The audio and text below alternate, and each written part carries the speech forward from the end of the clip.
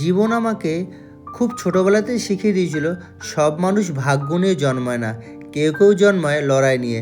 ছোটোবেলাতেই নিজের ফ্যামিলিকে হারিয়েছিলাম। তখন বুঝতাম না হারানো শব্দটার ওজন কতটা ভারী।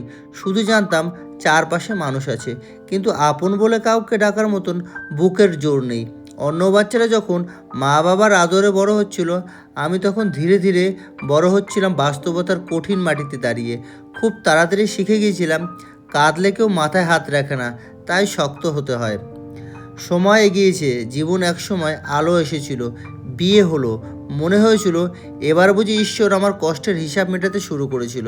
সংসার হলো, স্বপ্ন হলো, আর তারপর এলো আমার জীবনের সবচেয়ে বড় আশীর্বাদ, দুটি ছোট্ট সন্তান, দুধের শিশু, মায়ের গন্ধেই যাদের পৃথিবী।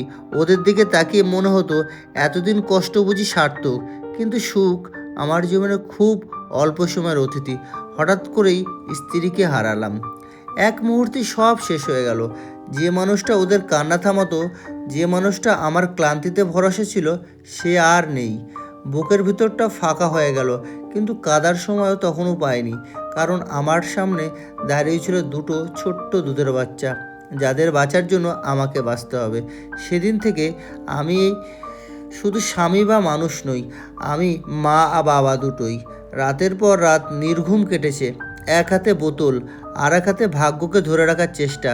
নিজের শরীর ভেঙে পড়েছে, মন চিৎকার করেছে, কিন্তু থামা যায়নি। কারণ ওদের জ্বর হলে আমাকেই জেগে থাকতে হতো, ওদের দুধ না খেলে আমাকে দুশ্চিন্তা পড়তে হতো। অনেক সময় ভীষণ ক্লান্ত হয়ে পড়েছি, মনে হয় আর পারছি না, কিন্তু ঠিক তখনই ওরা আমাকে বাবা বলে ডাকে। এই একটা শব্দই আমার সব শক্তি ফিরে আসে। আমি হার মানছি না, কারণ এই লড়াইটা শুধু আমার একার নয়। এই লড়াই একজন মায়ের স্বপ্ন, যে স্বপ্ন দেখেছে ওদের মানুষ হতে দেখবে। সে আজ নেই, কিন্তু তার স্বপ্ন আজও আমার কাঁধে। আমি কথা দিয়েছি ওদের ভালো মানুষ করব, ওদের এমনভাবে বড় করব যেন ওদের মায়ের অভাবটা ওদের জীবনে অভিশাপ না হয়, বরং শক্তি হয়ে ওঠে।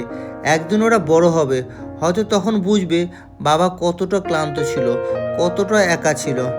সেদিন যদি ওরা একবার বলে, বাবা তুমি আমাদের জন্য সব কিছু করেছো, তাহলে আমার জীবনের সব কষ্ট সার্থক হয়ে যাবে। এই গল্পটা দুঃখের, কিন্তু শেষটা জয়েরই হবে। কারণ আমি এখনও দাঁড়িয়ে আছি, আমি এখনও লড়ছি। আর একজন বাবা যে তার সন্তানের জন্য লড়ে, সে কখনো হারে না, এটাই আমি মনে করি।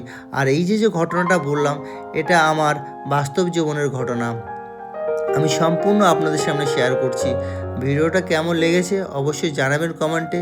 আর আমার এই বাস্তব জীবন কাহিনী আপনাদের সামনে তুলে ধরেছি শুধু ইউটিউবে। আপনারা যদি নতুন হয়ে থাকেন, অবশ্যই আমার ইউটিউব চ্যানেলটিকে ফলো করে পাশে থাকবেন। তো সবাই ভালো থাকবেন, আবার দেখা হচ্ছে পরের ভিডিওতে।